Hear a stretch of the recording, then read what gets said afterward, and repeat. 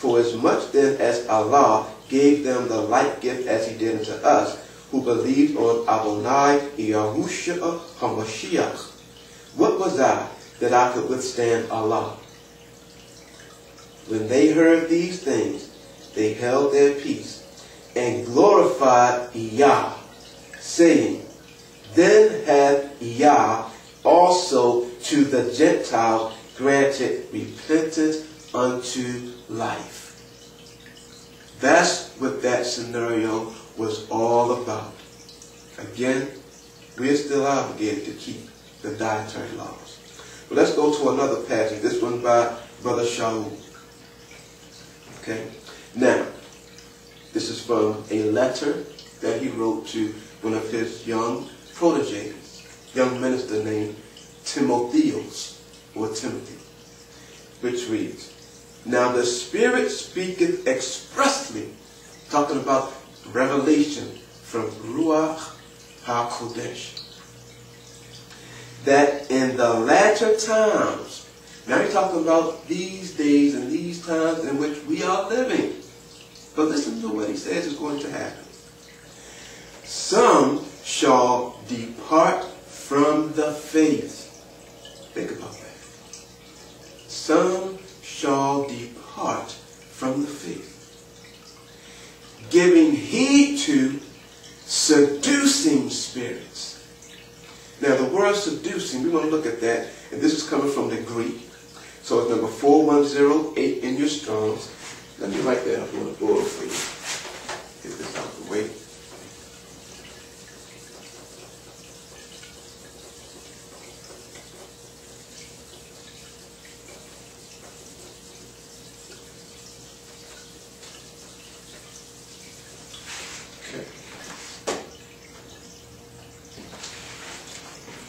Okay.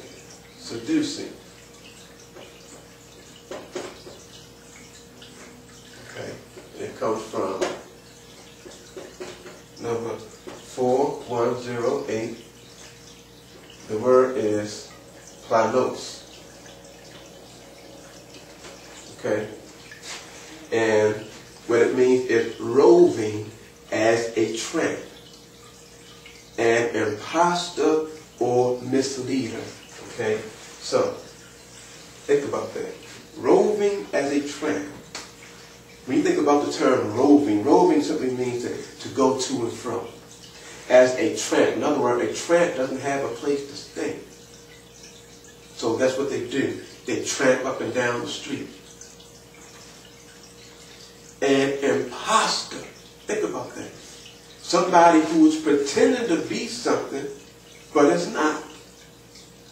Someone who misleads people. But giving heed to seducing spirit. In other words, these spirits are imposters. These spirits mislead. These spirits rove back and forth as a tramp. Spirits we're talking about. But it continues. And doctrines of devils. Think about that. Speaking lies in hypocrisy. It's another term we want to look at. Hypocrisy.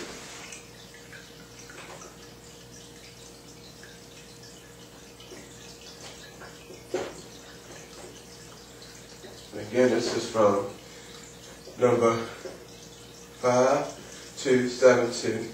Again, this is the Greek. The word is hypocrisy,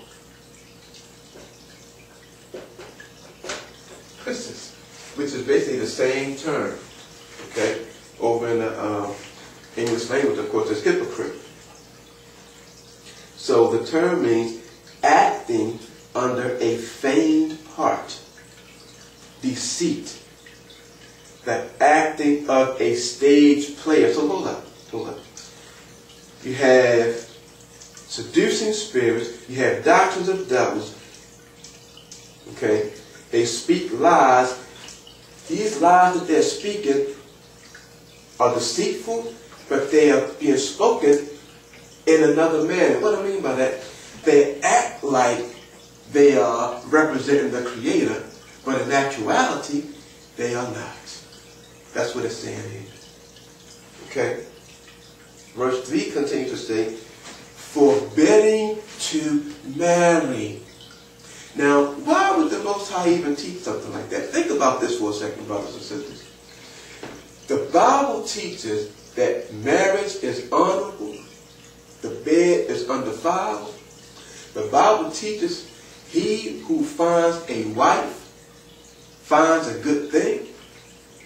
The Bible teaches that a man should leave his father and his mother and cleave unto his woman or his wife. The Bible teaches these things. But there's a spirit that's going to teach a doctrine which forbids to marry. One simple question. Who teaches that? Think about that. But it continues. And this is the part that we want to focus on in connection to the lesson, kashrut. And commanding to abstain from meats. Now, with that clause right there, again, I mentioned earlier, if you choose to be a vegetarian, if you choose to be a vegan, if you choose to totally cut meat out of your life, don't use the Bible to support it. Okay? Because we've already seen in HaTorah, the Torah, where the Creator gave a specific law prohibiting the meats that we can't eat and giving us permission to eat certain meats that we can eat. That's His word. So don't say that everybody should be vegan or vegetarian because that's all they ate in the garden. Things have changed from the time that we were in the garden. Things have changed. And it's permissible by the Most High, but if you choose to do that, that is your choice. That's your preference. Don't legislate your preferences. That's all. Because based on what we're seeing here, that's a doctrine of devils, of seducing spirits who speak lies and hypocrisy. Don't do that. Okay, brothers and sisters? But anyway, let's move on. And tying into that, when it said, and commanded to abstain from meat, and which Elohim hath created to be received with thanksgiving. Now, here's the problem right here. When people read this, Christians, people who don't fully understand the word, opposed to looking at it as the Old Testament and the New Testament, scratch that out. But looking at both Old and New Testaments as being the entire word of the Creator of the heavens and the earth, that can help alleviate some of these confusions that set in.